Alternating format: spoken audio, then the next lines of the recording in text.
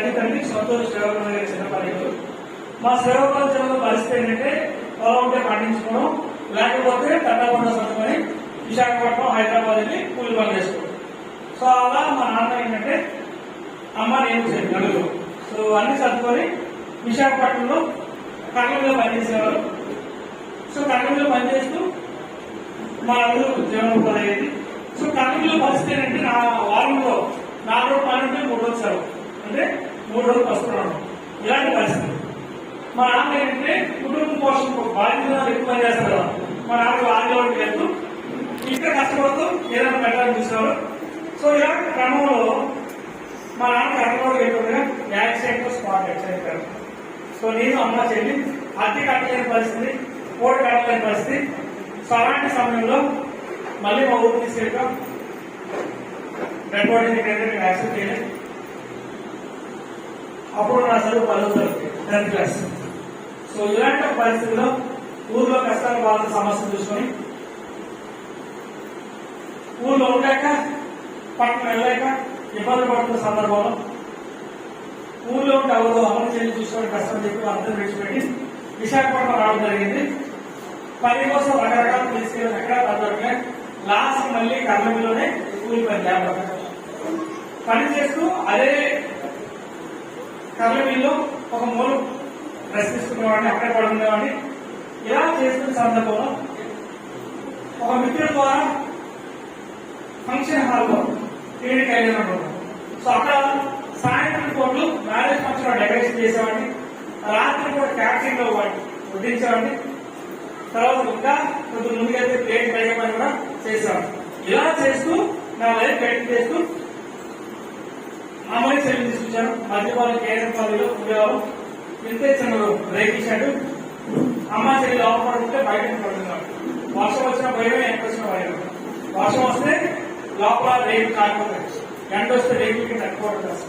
So ఇలా జీవనాన్ని పోషించుకుంటూ కష్టపడి పనిచేసేవాడిని. ఇలా పనిచేస్తున్న సందర్భంలో 2013 ఒక ఆటో డ్రైవర్ చర్చ్ పాస్టర్ రూపంలో 2013లో ఇప్పుడు నేను ఏదైతే మాట్లాడుతున్న కంపెనీ మన వెబ్సైట్ ద్వారా ఆ రోజు అడుగుపడడం జరిగింది. ప్లాన్ ఉన్నప్పుడు నాకు ఏమవుతుందంటే మా అమ్మగారు ఎప్పటి నుంచి చిన్నప్పటి నుంచి నాకు చిన్నప్పటి నుంచి కాళ్ళు నాకు వచ్చే డబ్బులు చేతం ఆవిడ హాస్పిటల్ కూడా చనిపోయాను, మందులు కూడా వాడుతున్నాడు. సో ఎప్పుడైతే హాస్పిటల్ చెప్పానో వస్తువులు వాడుతూ కీలు ఎప్పుడు కోసం వాడాను. కానీ నా అదృష్టమో దురదృష్టమో తెలియదు కానీ నొప్పులు పెరిగాయి. మా అమ్మాయి ఏమన్నంటే నువ్వు నన్ను భూమి చూసడానికి ఇష్టం లేదు, నువ్వు చంపేయడం కోసం విమానం తెచ్చావు, మనం మంచి చేస్తే చెడు. సో అప్పుడే కన్నబిల్లు చేశాను. మా అమ్మ ఎంత సాగిస్తాం. సో అమ్మను మనం తిరిగి తిట్టలే కదా, మనం తిట్టడం ఆపలేదు.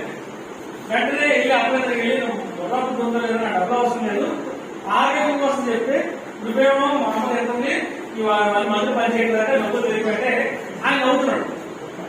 సాయంత్రం కూడా వెళ్ళి సాయంత్రం కూడా నేను అనుకున్నాను నువ్వే ఎక్కువైపోయినా అవుతున్నాను అనుకున్నాను. సో ఆయన అవుతూ కూర్చోబెట్టేవాడంటే అసలు మీటింగ్ ట్రైనింగ్ వస్తే మీకు తెలుస్తుంది. అసలు ప్రతి జాయింట్ కూడా మనకి ఫ్రీగా మూవ్ అవుతుందంటే లోపల తాకేదని ఉంటుంది. సైకిల్ ఎక్కిపోయాడు. ఆ ద్రవపాలం ఎప్పుడైతే అరిగిపోయిందో ఎక్కిపోయిందో ఆ జాయింట్ దగ్గరికి ఇళ్ళప్పుడు ఆ ఆయిల్ మన సైకిల్ బండి ఉంది, లోపల ఫ్లూయిడ్ వెళ్ళిపోయిన ఏమవుతుంది, సౌండ్ వస్తుంది. సో ఈ 2 జాయింట్ల మధ్య ఫ్లూయిడ్ వెళ్ళిపోయింది. ఇప్పుడు మీ అమ్మగారు వాడుతుంది ఏమవుతుందంటే ఆ 2 బోన్స్ ఏమవుతున్నా కొద్దిగా దూరం వెళ్తే లోపల తయారవుతుంది. సో అందువల్ల మీ అమ్మగారికి పనిచేయడం స్టార్ట్ అయింది. ఇంకో 10 రోజులు వాడడం. సో మా అమ్మకి నువ్వేమవుతుందో పర్లేదు, ఇంకొక 10 రోజులు వాడు. ఇన్ని సంవత్సరాల నుంచి హాస్పిటల్ మందులు వాడడం, ఇంకో 10-15 రోజులు వాడడం. మెల్లగా వాడుతుంది క్రమేపీ ఆవిడ నొప్పి తగ్గే ఇలా స్టార్ట్ చేసిన నాకు అర్థమైంది. సాయంత్రం పూట వస్తే అందరూ కారంటూ బిల్డింగ్ అంటూ లక్ష అంటారు, వాడేమో కర్నూలులో కూలి పని నెలంతా కష్టపడితే 6,000 చేయడం. ఇది చూస్తే చిన్నపిల్లలు లక్షణాలు కారంటారు. ఇదేంటి కాదు మా అమ్మ తగ్గించారు, ఏం చేయాలి, ఏం చేస్తే వస్తుంది. నాకు లక్షల మీద నాకు ఆలోచన లేదు కానీ నాకు కర్నూలులో 6,000 వస్తుంది, ఒక 3,000 సైడ్ ఇన్కమ్ వస్తే పాలకి ఖర్చులు సరిపోతాయి అని అందరూ ఉదయం పని చేస్తే నేను రాత్రి పని చేస్తాను. ఎందుకంటే ఉదయం కర్నూలులో కూలి పని చేసుకోవడం, రాత్రి వెస్టేజ్. ఇలా రాత్రి పని చేస్తే నేను రాత్రి వచ్చేసరికి వాళ్ళు డోర్ కావాలని చెప్పేవారు. ఎందుకంటే ఆత్మహత్య అయిపోయారు. నాకు అప్పుడు స్టార్ట్ అయ్యారు.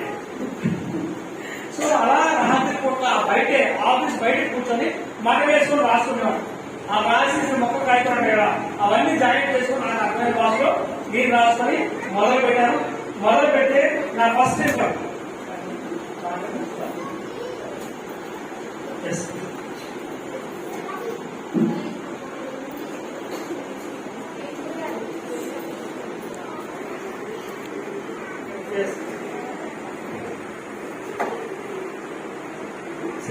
నా ఫస్ట్ మంత్ ఇన్కమ్ 150 రూపాయలండి. ఎంత? 150 రూపాయలు. చాలా ఎక్కువ వస్తుందా? చాలా ఎక్కువ వచ్చేసింది. నేను బంధువులకి స్నేహితులు అందరికీ చెప్పాను, ప్లాన్ చెప్తే చెప్పేవాడిని, నువ్వు నాతో వస్తే రాచవుతుంది, నువ్వు నాతో వస్తే రాచవుతుంది. సో ఈ మాట చెప్తున్నప్పుడు వారు అందరికీ అది వచ్చిందా నీకు, నువ్వు బ్యాంక్ దాని తర్వాత నేను ఒక్కరండి.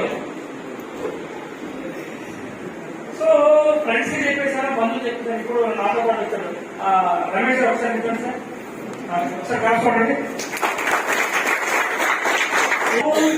ఒక తండ్రి పిల్లలు చెప్పేటప్పుడు ముందు తండ్రి యాక్షన్ సార్. తండ్రి యాక్షన్ కూడా పిల్లలు కరెక్ట్ అనేది రైట్ కాదు. సో నాకు నేను తప్పుగా భావించేది ఏంటంటే సబ్జెక్ట్ తీసుకొని మీరు డబ్బులు సంపాదించి అప్పుడు వాళ్ళకి చెప్పాలి. ఎసామా అక్కడి నుంచి రాత్రి పూట్లు 10, 11, 12, 1 గంట ముందు ఒక వ్యక్తి ఎలా ప్లాన్ చెప్పాలి, ఎలా ముందు వెళ్ళాలి, ఎలా రాస్తూ బస్ స్టాండ్, రైల్వే స్టేషన్, చర్చికి, మసీద్కి, గుడికి ఎక్కడ పడ్డా వెళ్ళాలి. ఎవరు నవ్వినా ఎవరు ఏడ్చినా నా పని ఏంటంటే చెప్పడం. ఇలా చెప్పడం స్టార్ట్ చేశాను. నా ఇన్కమ్ స్టార్ట్ అయిన నుంచి 5,000, 1000, 2,000, 3,000, 10,000, 5,000, 50,000